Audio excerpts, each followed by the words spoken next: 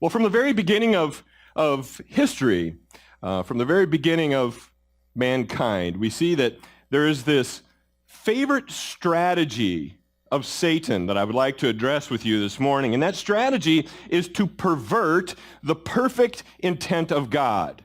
He loves to pervert the perfect intent of God. You see, Satan himself has no ability to create. God alone has ability to do that. So what Satan does is he perverts God's perfect creation and God's perfect intent.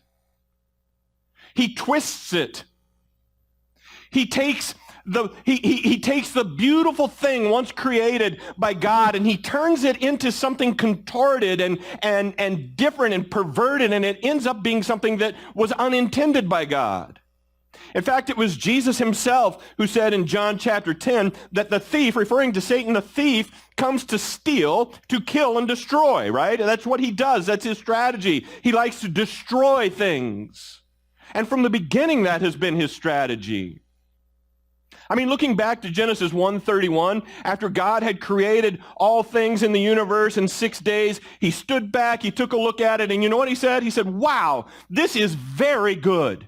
God himself said that. He looks at it and he says, this is very good. And life on earth for Adam and Eve was perfect until chapter 3. I mean, we don't even make it more than 2 chapters into the Bible, and we see trouble, because at this point, Satan enters the Garden of Eden, and he perverted God's perfect creation. He called God the liar. He called God the deceiver. And as you know, Adam and Eve fell for it, and God's perfect creation was perverted. The result was the curse, right? You can't have any other gods before me. And then he says, you don't put other gods before me. You don't make little toys and dolls with your own hands and call them gods and bow down and worship them. We don't do that. God had to make laws that said that. You don't worship those things, because Satan had perverted God's perfect plan for worship, and he had turned it into something other than what God had intended. His people had totally missed the mark. And so in Isaiah's prophecy, God said in chapter 29, these people come near to me with their mouths, and they honor me with their lips, but their hearts are far from me. They're not even anywhere near me. The worship of me is made up of only rules taught by men. Do you see? It had been perverted. It had been twisted. Well, if you remember, those of you who were here, we began last week discussing the final week of the life of Christ. We were in Mark chapter 11. So if you want to follow along in your Bibles or your Bible apps, I would encourage you to go to Mark chapter 11. But Jesus made his way to Jerusalem, as you recall, on Monday through crowds of thousands of adoring people shouting his name and declaring that he was the Messiah. And as you may expect from the Messiah, we noted that he went directly to the temple where he looked around, and then he headed back out to the village of Bethany. About 2 miles away, decided he was going to stay the night at Lazarus' house. So today, now, it's Tuesday, and Jesus is once again going to go to the temple where he will address the perverted worship system today. So what would happen that Tuesday would require more strength than you and I can begin to imagine. What is about to happen today is something that we can't even fathom. As Jesus makes his way to Jerusalem, he's obviously hungry, and there's a big day in front of him. So in Mark chapter 11, verse 12, this is where we pick up the passage. On the following day, that being Tuesday, when they came from Bethany, Jesus was hungry. And seeing in the distance a fig tree and leaf, he went to see if he could find anything on it. I want to pause right there. So fig trees were all over the place in Palestine. They were everywhere. With fertile trees, you might expect from a fig tree to have 2 crops. The first would ripen around June, and then there would be a second one that would ripen around the time of August. Now, by December, all of the figs have fallen off the tree, and the trees have shed their leaves, and then new buds begin to appear on the trees before the leaves arrive in about March, okay? Stay with me here. So these buds the trees begin to produce buds in March. The leaves then follow. So the buds are appearing before the leaves do. Now by April, they would be underdeveloped, but these buds would be edible fruits that are known as taksh. That's what they called them, taksh. And it was about the size of a cherry. So Jesus, as he's approaching this tree, sees in the distance and just so that we know, this is the April time frame. So Jesus is traveling now to Jerusalem in April. He sees in the distance a tree with leaves all over it, and so he expects when he gets there, he's going to get to eat some taksh, because those little cherry-sized fruits should be there. They should be developing, and it should be okay for him to eat those. So take a look at what happens in the second part of verse 13. When he came to the tree, he found nothing but leaves, for it was not the season for figs. And he said to it, "May no one ever eat fruit from you again." And his disciples heard it. See, leaves on the tree would have been an indicator of life. And as such, there should have been at least some fruit. Maybe not fully developed, but there should have been that taksh that Jesus could have eaten. Right? And because it wasn't the season for figs, they wouldn't have been mature, but the taksh would have been there. There would have been something for him to eat.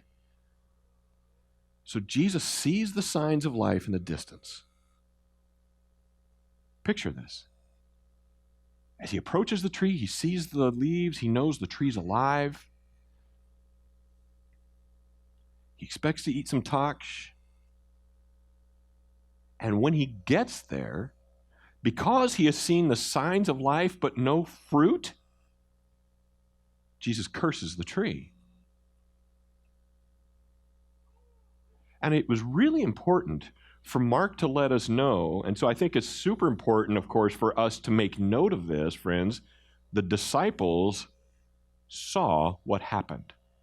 The disciples had heard him pronounce the curse on the tree. Okay? I want to leave that there, and we're going to move on. So I want to take you now a little bit closer to Jerusalem. But before we get there, I just want to set a little context for you, if that's all right. So rabbinic law, Jewish law, required that everyone who was a worshiper, every Jew, come to the city of Jerusalem 3 times a year to worship. There were 3 festivals that you had to attend. Those festivals were the Feast of Booths, the Feast of Weeks, and of course, the Feast of Passover. So this week, they're celebrating the week of Passover. And during these festivals, Jerusalem would have just been bursting with people who had traveled from all over the known world to come and worship as required for the Passover feast. Okay? Each family for the Passover was required to sacrifice a 1-year-old lamb or a 1-year-old kid without any flaws or blemishes. So they had to bring something from their livestock, something from their herd that was flawless. Families who could not afford to bring a lamb or a baby goat would be permitted to offer doves without blemishes. It had to be a perfect animal. If you didn't have the money for a baby lamb, you could bring a pigeon, you could bring a dove. So you might also at the time expect to see grain offerings, you would see drink offerings, and several other things that were being offered at the temple at that time during the Passover. Now, if you were someone who was traveling with your family to celebrate the feast in Jerusalem, this meant that you had to bring all this stuff with you. You had to carry it along with you. And this would also make you a really easy target for thugs and thieves who would hide out along the way. And as you came along with your animals and your grain and your food and all this stuff, they'd roll you. They would take you. And so what happened was people then began to travel in large caravans. They began to travel in large groups for security as they made the journey with multiple families in the caravan. And they were bringing all of their animals and all of their provisions that they would need for the Passover, okay? Law required that the sacrifice be perfect. But who was to determine whether or not the sacrifice was perfect? Well, because there were so many people bringing so many animals and so many sacrifices, there would have been thousands of priests who were stationed around the temple grounds, thousands of them, and their job was to inspect the animals to make sure they met the standard, and then they would sacrifice the animal. If a priest determined at the time of the inspection that the animal was not perfect, he could not sacrifice it. You still with me? Why is this important? Because what happens then? You've traveled all of this way to make a sacrifice. You get there, you present your animal, and the priest says, sorry, this one's not good enough, man. Go get another one. Well, you can't very well go get another one because the worshipers couldn't just go back to their flocks because it was in a foreign country. So now they've got nothing to offer. And because the Jewish people were so difficult to rule, Rome had made some concessions with them, okay? So I want just a brief diversion here. They had been allowed to worship God in the same way that they always had by the Roman people throughout the centuries, but the Romans reserved the right to appoint the high priest, okay? So the high priest, the Jewish high priest, was appointed by the Roman leaders. And as long as the high priest met the Jewish credentials, the Roman governor could appoint whoever he wanted to that office. Okay? So biblically, according to the standards, the office of high priest would be a position that was a very long-term position. But by the time of Christ, because of the politics of Rome appointing them, by the time of Christ, it had become a revolving door.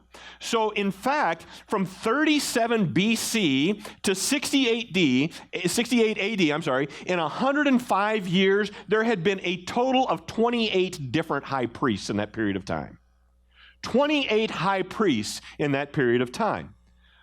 But in recent years, there was one name that kept popping up. As you take a look at all these high priests, there was one name that keeps popping up. There's this one guy who's always around. He was one who had been appointed by Quirinius in 6 AD, and from 6 AD, his name always happened to surface. And what's interesting is that he himself was only the high priest between 6 and 15 AD. So he was only the high priest for 9 years, yet somehow his name keeps popping up. Let me introduce you to him. John chapter 18, verse 13 says this. Now, this is at the time of the arrest of Jesus Christ. They've arrested him in the garden, they're taking him to town, and they're going to put him on trial and execute him. And first, they led him to Annas,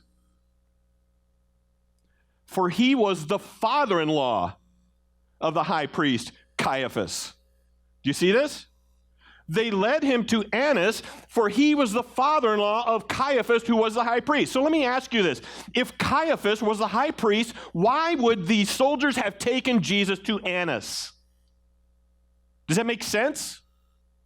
If Caiaphas is the high priest, why in the world would they take Jesus to Annas after they had arrested him? Let me tell you, because Annas was in charge. Annas was the name that kept popping up. He was the guy in charge. From the time he had left the high priesthood until this very day, Annas had managed to make sure that one of his sons or one of his sons-in-law held the office of the high priesthood this whole time. How did he do that?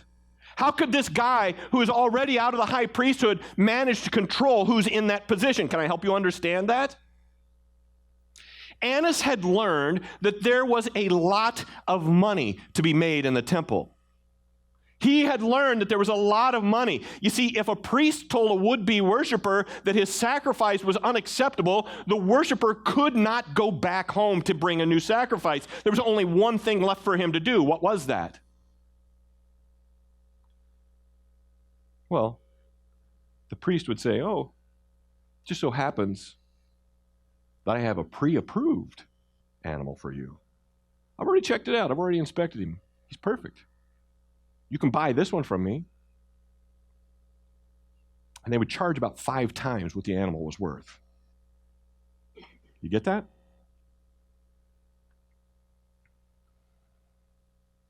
It was such a thing that the people had learned that there's no use traveling long distances taking my livestock with me. I'm going to quit doing that because it's not going to help, because by the time I get there, they're just going to reject it anyway. I'd be better just to take some money with me so I can buy one when I get there. Do you see? Do you see what's happening here? So they knew to buy the sacrificial animal at the temple. The historian from the first century named Josephus tells us that at one Passover, listen to this, over 200,000 lambs were slaughtered in one Passover. 200,000 animals. That's a pretty big market, isn't it? Yeah. But see, you couldn't just use to buy the animal. I mean, we'll sell you the animal, of course, at an inflated price. Oh, by the way, you can't bring your currency from your foreign country. We only accept temple coins here. Well, I don't have temple coins.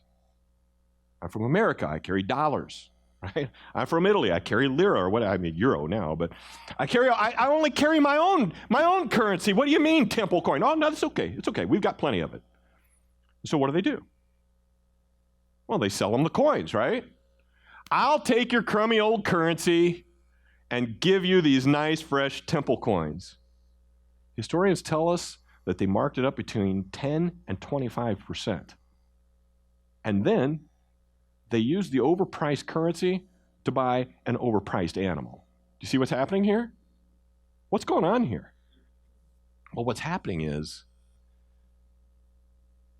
somebody's making a lot of money, aren't they? You see, as long as Annas kept the right connections with the Roman leadership, as long as he gave them a nice chunky basket full of money,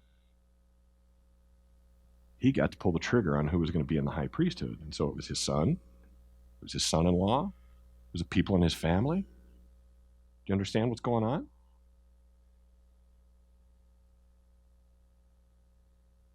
The money keeps coming. People keep coming to worship. So with that in mind, I'm going to take you now back to Jerusalem.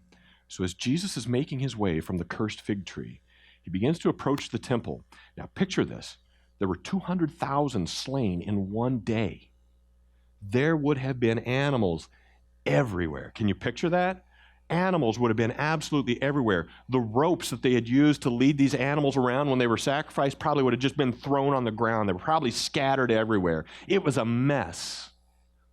And then in verse 15, they came to Jerusalem, and he, being Jesus, entered the temple and began to drive out those who sold and those who bought in the temple. He overturned the tables of the money changers and the seats of those who sold pigeons, that's doves, and he would not allow anyone to carry anything through the temple. Jesus approached the temple. He knew what was going on, and he went nuts. He completely destroyed everything. He walks into the temple grounds. He becomes furious at the corruption that had come to characterize what used to be God's prescribed form of worship. This was not worship the way God had intended it. What had happened? Well, Satan had corrupted it. He had perverted God's religious leaders, and he had turned them into thieves and robbers and killers because they wanted the money, and so they were destroying the people that they were there to serve. And so Jesus single-handedly overturns the tables of the money changers and the animal peddlers, and he wouldn't allow anyone to carry anything through the temple. I want you to get that into your head. There were millions of people there, hundreds of thousands of animals, and there's all of these money-changing tables, all of this market taking place, and Jesus would not allow anyone to sell anything. Can you picture that? Animals were probably running all over the place. There was probably coins flying up in the air as he overturns the temple. You know that the people are scrambling to get their hands on as many of the coins as they possibly can. Birds are flying from their cages. Tables of money scattered everywhere. People shouting. By himself.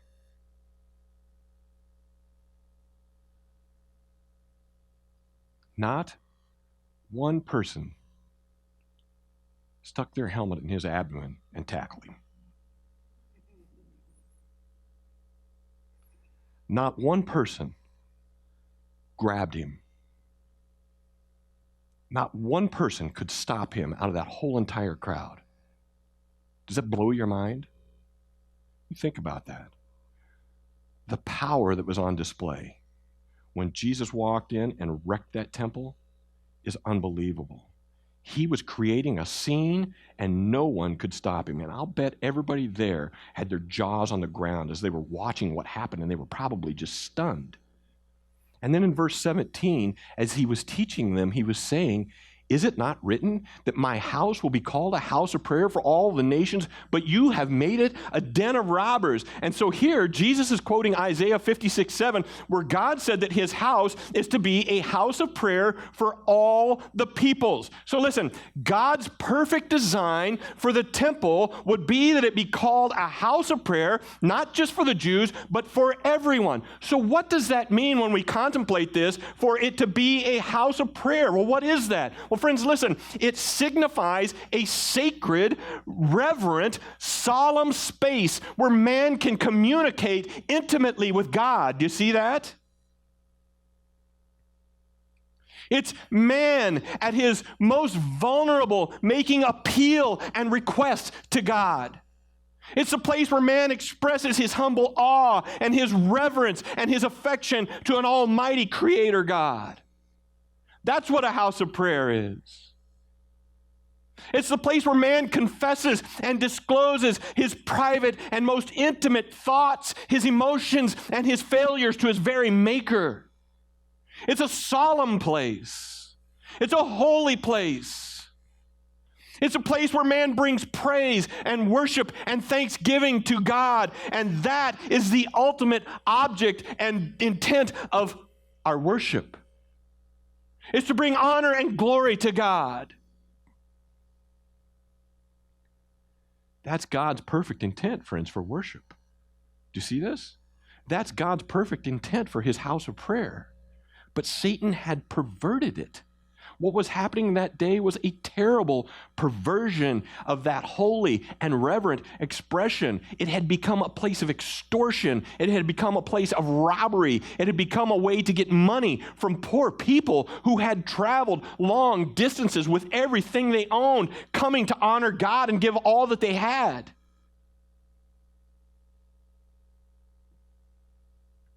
Most troubling is that these thieves were stealing from their own people, and they were attaching God's name to it. Do you see that? This is how you worship God. You buy this overpriced lamb for me with overpriced coins. This is how you do it. This is what God intends. This is what he wants. This is how you honor him. So they were putting God's name on it, almost like God was sanctioning their abuse of worship.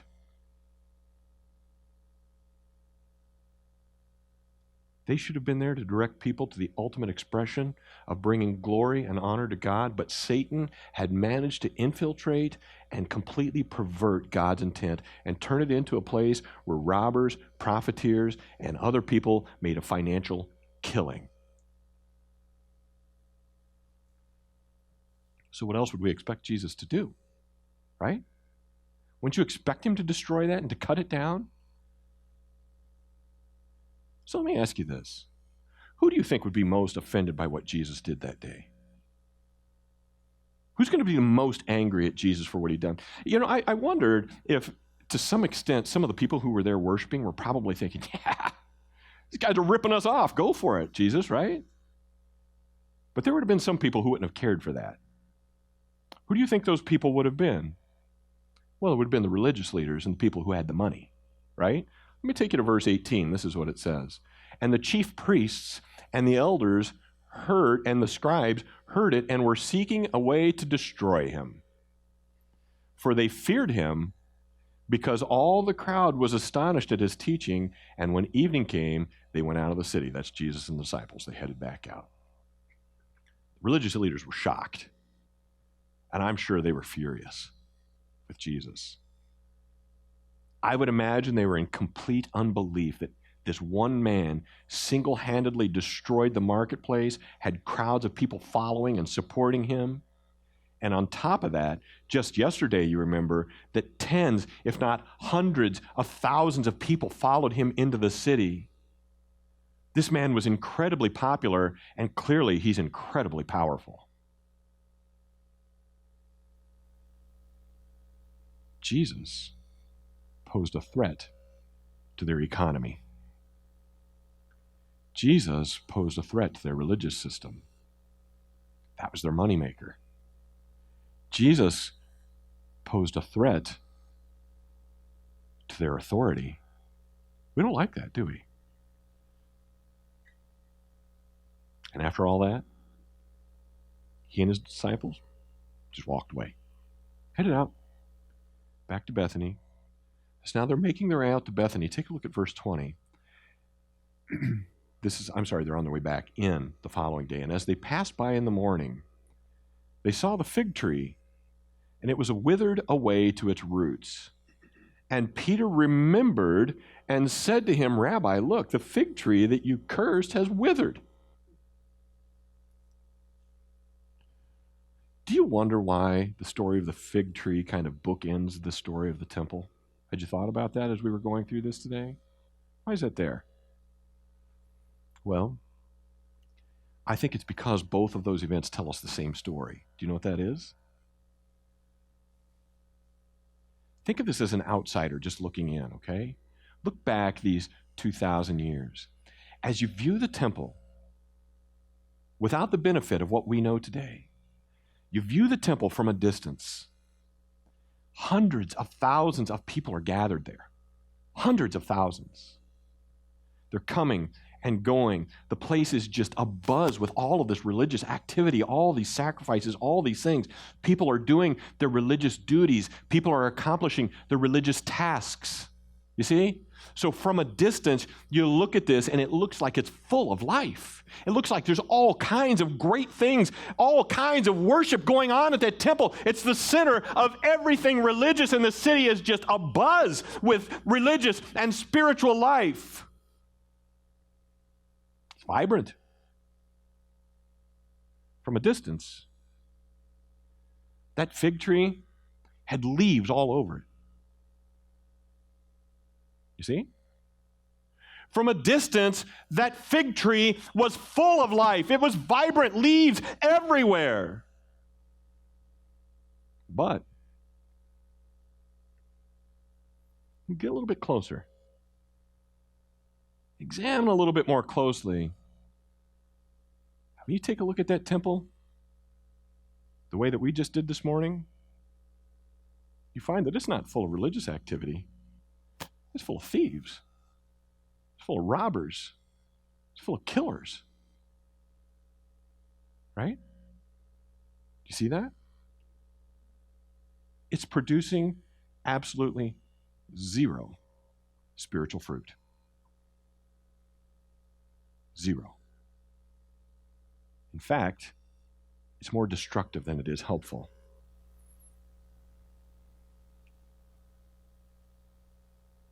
The fig tree had plenty of leaves. Looked like it had plenty of life.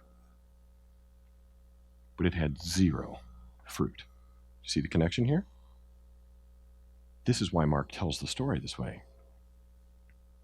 So, in an act of divine judgment, Jesus curses the tree because even though it looked like it was full of life, it produced absolutely nothing.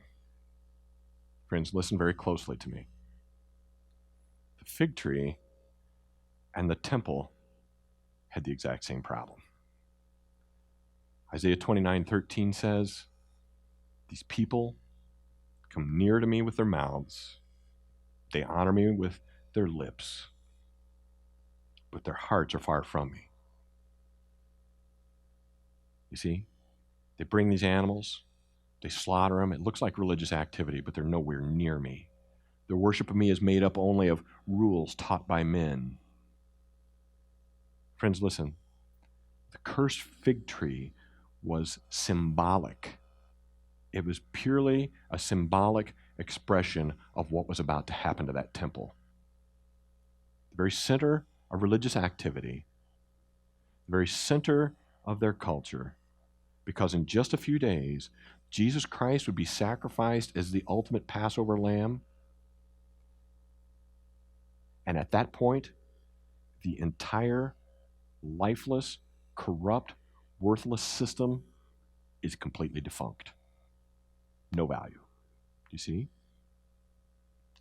When that curtain was torn upon the death of Jesus Christ that Friday, there was a new free access directly to God, and nobody needed the crummy system anymore. The perverted system, the corrupted system, the once perfect, now perverted system, completely useless. Do you see? And I know that you all know that in just a few more years, in 70 AD, Titus Vespasian comes in and completely destroys the temple. Nothing left of it. And just like the fig tree, it would be completely withered all the way to its roots. Now, how are we to understand what I just shared with you? And how are we to apply it today? Friends, listen. This is very, very simple. Churches today are filled with leaves.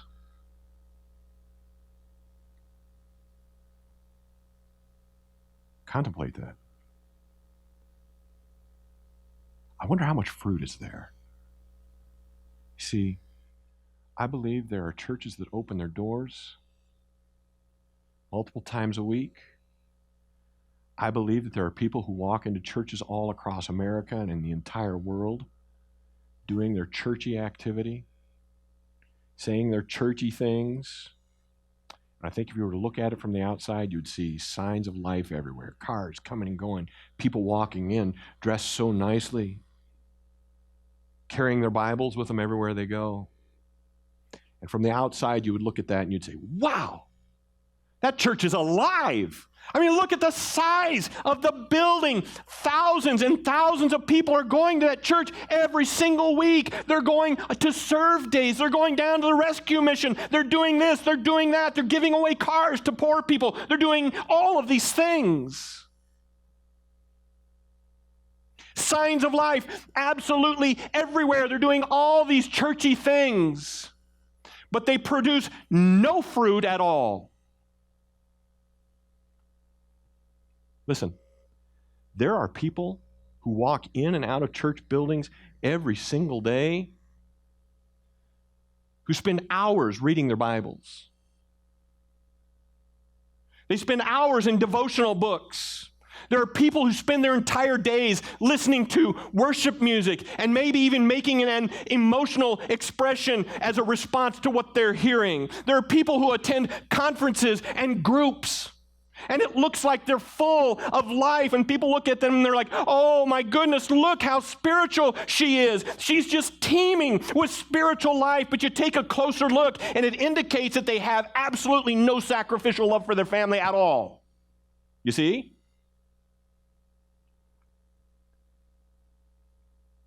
They have sin in their lives that they just refuse to let go of because they love it so much they want to hold on to it. They go to church, lots of spiritual activity, lots of leaves, but they have zero fruit. Their conduct and their conversations with people in the workplace are not God-honoring. Someday they look great. They embrace a perverted, once perfect practice of God-honoring worship, friends. Listen to me. It is so important for us to understand that signs of life are absolutely worthless without fruit. That's exactly what James means when he says, faith without works is lifeless. It's dead. What's the point? Why bother? What's the point in showing signs if you don't have fruit to eat?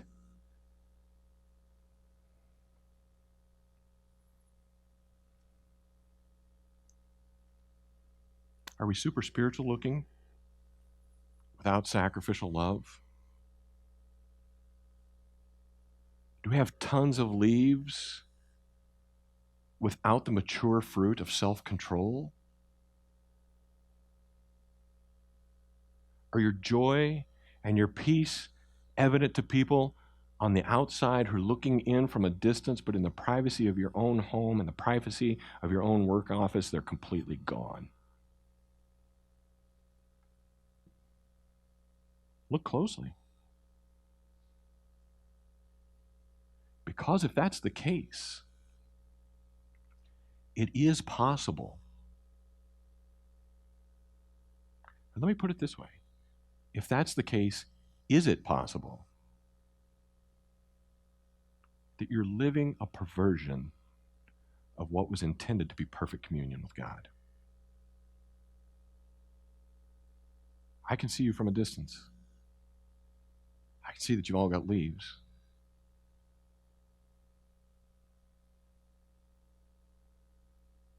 But I'm probably not close enough to see if you've got fruit. But there are people who are, aren't there? Father, I thank you that even in our shortcomings,